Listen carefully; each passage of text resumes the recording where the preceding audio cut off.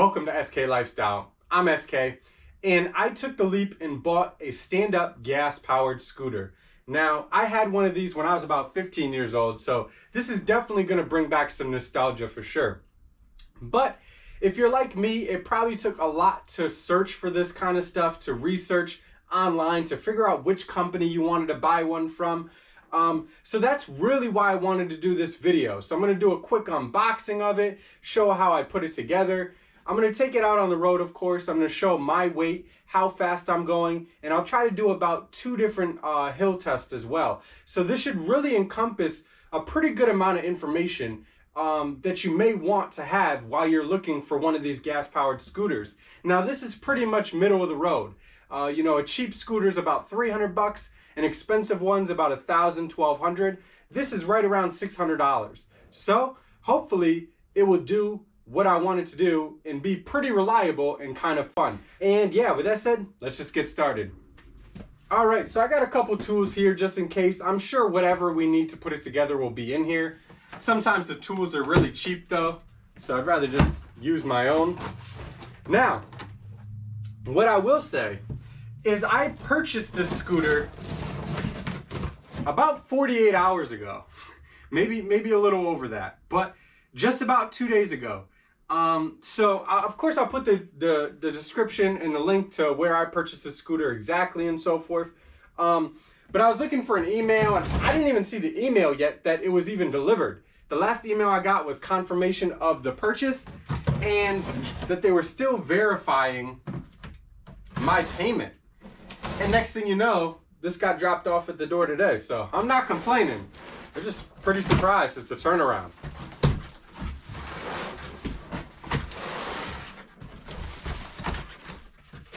All right, what we got here? Oh, we got all the graphics and stuff. Like I said, some tools. Put those to the side.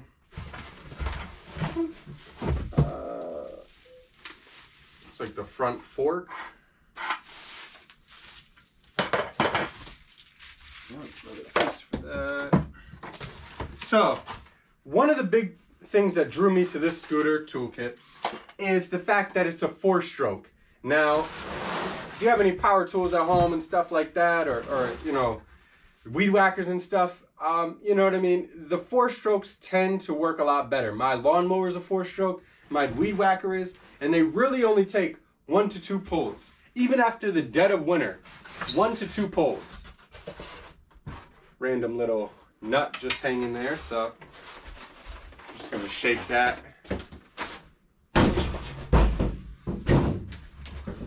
And push this forward.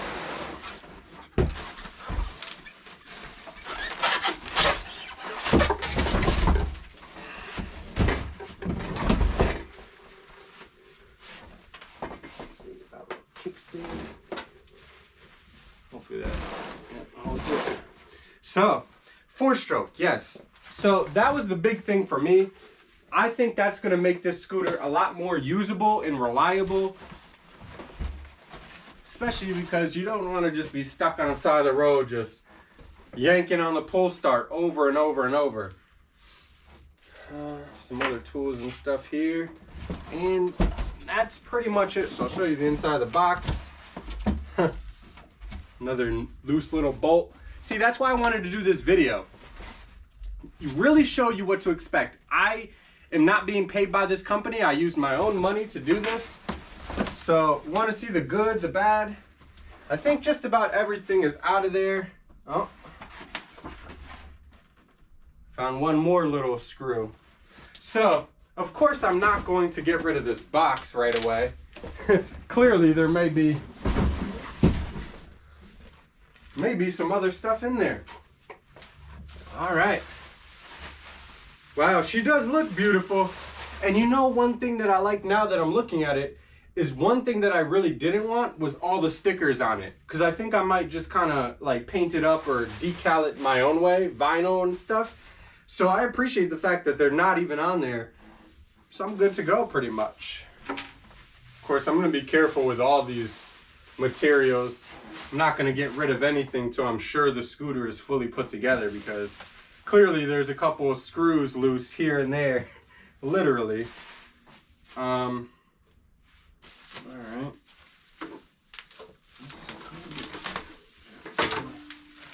So I'll say overall, it seems like it's been packaged pretty well. You know, the quality of it, and that's one thing. I mean, it's not gonna be like a brand new, you know, Yamaha R6 or something. Like, it's not that kind of quality. But compared to the one I bought years ago, this one is definitely an upgrade for sure. And I figured that they must have, like, you know, I mean, there's still cheap Chinese made scooters and so forth, but I still figured there had to be at least a little increase in the capability or the reliability or the build quality, however you want to categorize it, from, you know, yesteryears. But yeah, this looks solid. I like this deck. Yeah, I'm going to talk a lot about, and you know, of course, I'm going to end up doing a full review as well later on. Let's see, it goes down and up. Yep.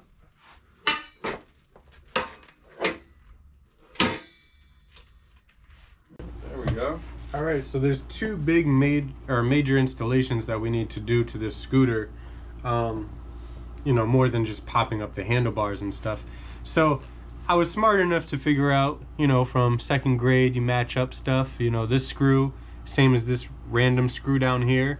And we need to put the gas tank on, and this is where the gas tank mounts. So, you know, I think I figured out these loose nut and screw that was in the box is for the gas tank.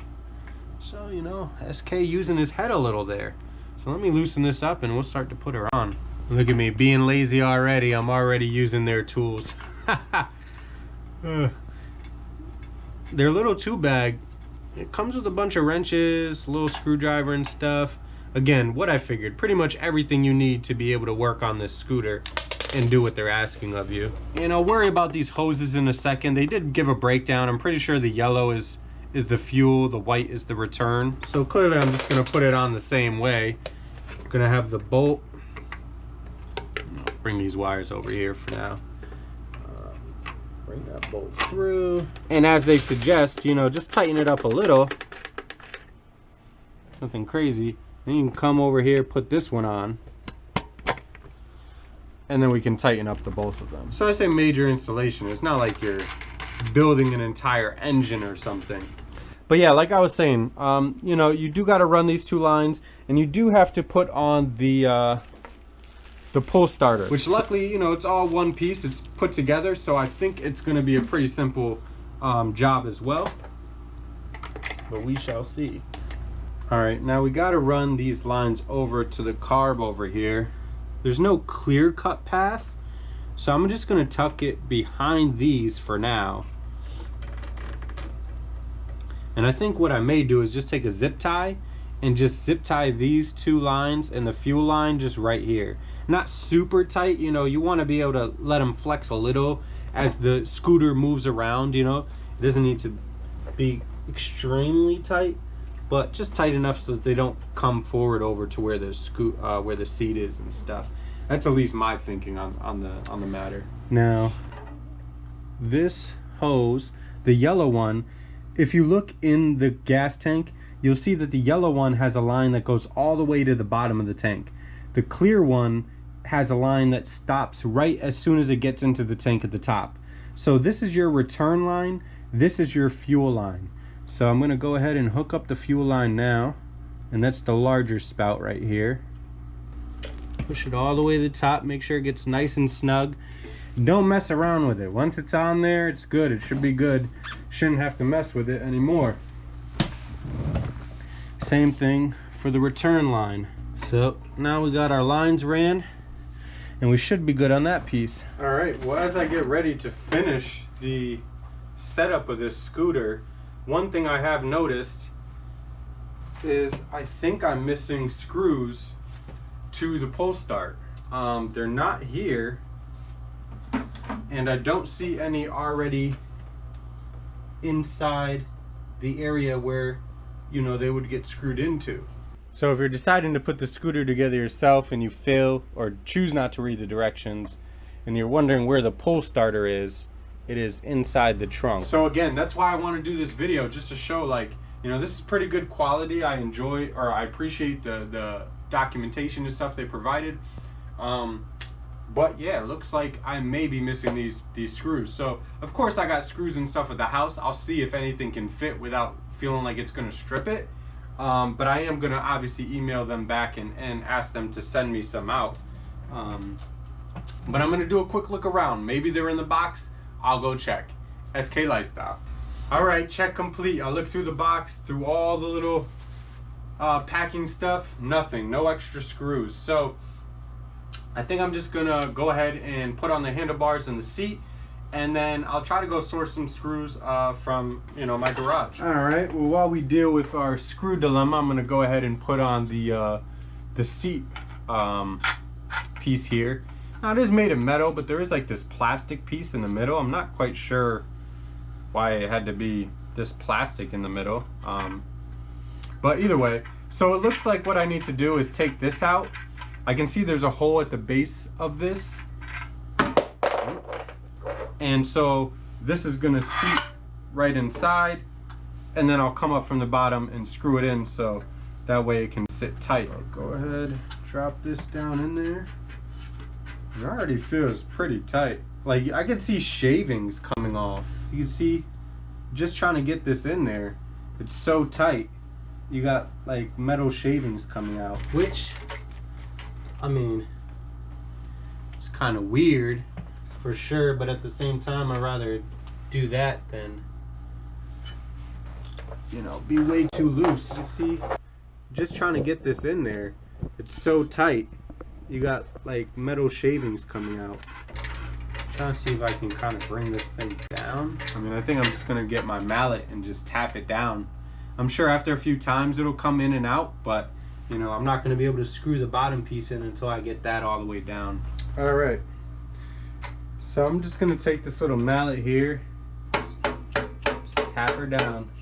Shaving's still coming out. I mean, this is metal, I could just hit it, but you know, it's brand new. I like to take care of my stuff, so you know, you start right from the beginning. You usually be all right. So it's pretty much all the way at the bottom. Let's check out this seat here. So, all honesty, I mean, other than the little screw hiccup, which I may be able to source or find some in the meantime, you know, this hasn't been too bad. It's really not an issue at all. I feel like almost anybody could be doing this, you know. I mean, other than maybe needing to read the directions a little more for some people, just to, but I don't think there's anything that had to be done that most people can't do. And then just tighten it up.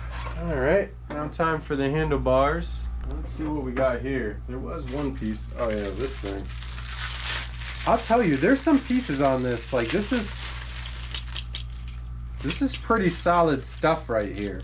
You know, same thing with a lot of these. I'm pretty impressed with like these springs and stuff. I mean, we'll see how it works once I'm actually out there and using it. But I don't know, stuff feels good. I guess I gotta pull all these off first, huh? Well, I was gonna take off the little Nerf bar to give me myself some more room. Little pro tip, but I guess the pro tip is the little Nerf bar is permanent. Well, unless you take off these clamps and then take the whole thing off. So I'm just gonna screw this on and then we'll be back at it. Definitely gotta be easy with it, especially these screws and these tools. You know what I mean? Like, even though the quality's gotten a little better, it's still pretty cheap Chinese made stuff, and you know, they'll definitely, same thing like how you saw those shavings before, these things will definitely start to strip. So just make sure you seat the Allen wrench in there right, and there you go. So in my infinite wisdom, no sir, but while I was just messing around and putting on the handlebars, trying to figure out what to do with the pull start screws, I didn't realize like I actually put this on backwards. But after riding it, I could kind of tell that, you know, the handlebars are just close. And then I looked at it, I was like, well, I could just turn it around. And then I realized, hey, I should have put them on turned around. So that's what I'm about to do. Voila. And yes, the extra 2-3 inches definitely makes a difference for a grown adult. Maybe if you're a small kid, you might want it closer, but no, that's already close enough. So in SK's old wisdom, I did buy a bunch of screws the other day, certain sets that I felt like I needed around the house, and I actually have this one. Now this one fit perfectly, and so I think we're good to go. The only problem is these are about 1/2 inch.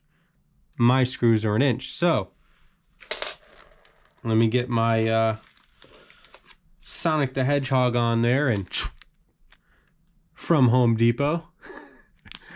Or maybe it took me 30 minutes to go there and come back. But so I got these and I emailed the people, but then I realized, I was like, well, let me just see if they got screws, and I'm not gonna wait 2-3 days for something to come in the mail if I can, you know, get it. As long as it was fine. You know, if it was some weird size that, you know, was only somehow like part of this, you know, the screws they provided were funny or something, then I just have to wait. But yeah, it looks good. All right, so with that said, if I don't lose all my screws first, and so just so you can see that again, this is well, I ripped it all up, but it's a 10, number 10, 32, and they're 1/4 inches. So let's take our pull starter here, and all we need to do is literally just put it on. It's all set up in there and everything, so it shouldn't take really any adjustment. And that's what I mean, like pretty much everything that has occurred here, or that had to be done, has all been very reasonable. And I will say, if the only gripe that I come away with this, yes, I am using their tools again, I'm being lazy. If I do come away with this, from this, and the only issue that I really have is 3 generic screws that cost me 50 cents, and everything works out well and stuff, then I'll definitely be pleased. And I believe after this, I think we are all set. I've done everything else because I wasn't sure I was going to be able to get to this. So now all that's left to do is for me to grab a little zip tie so I can get these lines squared away and kept together. Take out a wrench and a screwdriver and screw and tighten everything down. And then we could take a trip to the gas station, grab some gas and oil, and see what this baby is about. But before we do that, subscription break. Yeah, right down there. Just hit it. All right, now let's get this thing started. SK fail. How could I forget to put on one of the coolest parts that came with this scooter? And that is a little fender here. This thing looks really cool. Although, I will say, the angle of it doesn't seem quite right. I feel like this needs to be like bent more. Otherwise, it's the hole. Well, let's just see. Let's see how it works out. But it feels like the way this hole is situated, it's going to leave this fender touching the tire. But we'll see. So I think what needs to be done, like I said, is this needs to bend. However, it's tough because it's right up there. So if I bend this, I feel like I'm going to end up cracking up in there.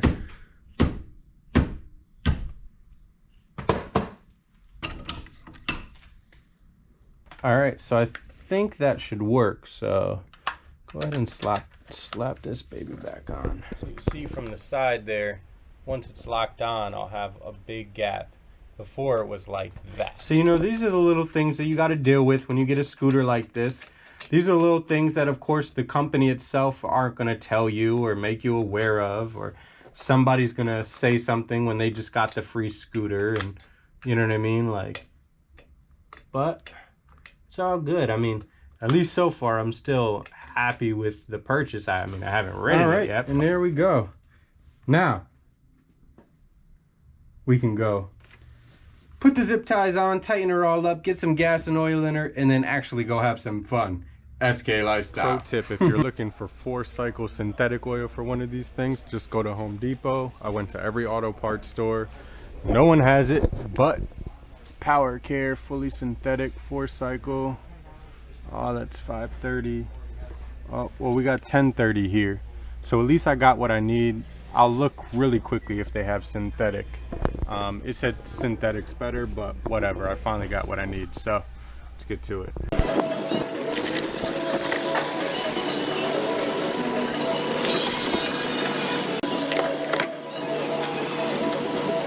Yeah, I went to sit on the scooter just to check out the suspension, and you could definitely tell this is way too close to the spring here. So I'm just gonna zip tie it a little farther back. All right, so what I decided to do is actually just use the bar up here.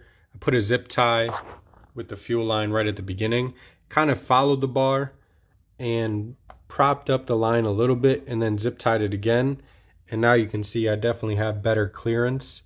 You know, that's a good 1.5 inches. I mean, it was just hanging right on it before, so that was the problem. Now it should be fine.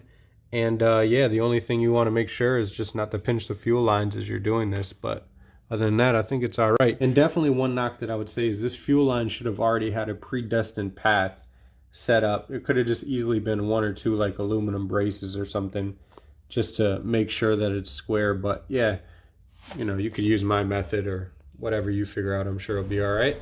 All right, one of the last final steps to prep this bad boy is put some oil in her. Like I showed you, I got my 1030 engine oil. From what it says, it looks full. But I'm gonna go ahead and try to put a little bit in there anyway. See what we can get in there. So obviously I want her to be all the way up. And I'm just gonna go really slow because this thing can't take much oil anyway. On top of it, it's already saying that that it's full. It's hard with these things, you know, they don't give you the amount that you need, just says top it off. I mean, yes, I did see that it said it was max, but again, this thing's been bouncing around. I don't know how this thing is set up under there, so it was at least better for me to top it off. Just a little fresh oil. All right, so that wraps up the unboxing portion of this video, part 1. Hopefully it was helpful to you. If it was, be sure to hit that like button, comment down below any ideas or questions that you have, and check out part 2, the riding portion of this video, probably the best part of this whole series here. Check that out up above, and be sure to hit that subscribe button down below and the notification bell. That said, I'm SK, and I'll see you on part 2.